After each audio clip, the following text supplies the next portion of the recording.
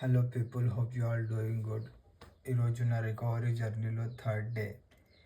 నిన్నటితో కంపేర్ చేసుకుంటే నా బాడీ పెయిన్స్ చాలా తక్కువ ఉన్నాయి. సో లేట్ చేయకుండా వర్కౌట్ స్టార్ట్ చేద్దాం.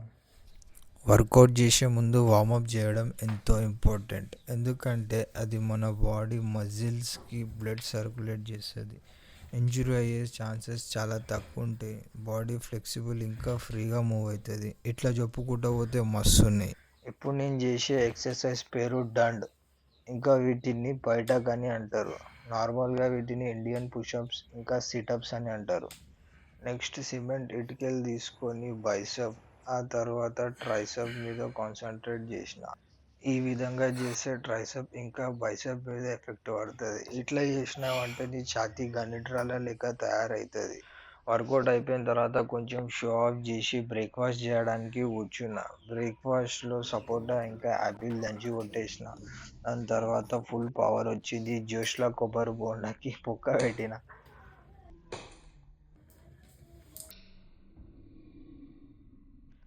ఆ కొబ్బరి బోండా కొంచెం నరం ఉండే కాబట్టి దానికి పొక్క పడ్డది. లేదంటే నా ఏలు ఇరిగిపోయింది అని చెప్పి ఇంకో వీడియో చేయవలసి వస్తుండే. బ్రేక్ఫాస్ట్ కంప్లీట్ అయిపోయిన తర్వాత పాబ్లో ఎస్కోబార్ బొమ్మ గీసిన. కానీ వీడియో తీయలేకపోయినా, ఎందుకంటే గింబల్కి కెమెరా అటాచ్ చేసి ప్లే చేయడం మర్చిపోయినా. డ్రాయింగ్ అంత క్రేజీ రాకున్నా ఓకే వచ్చింది. మీ ఒపీనియన్ కామెంట్స్లో చెప్పండి. నెక్స్ట్ వీడియోలో కలుద్దాం. అందరికీ రామ్ రామ్.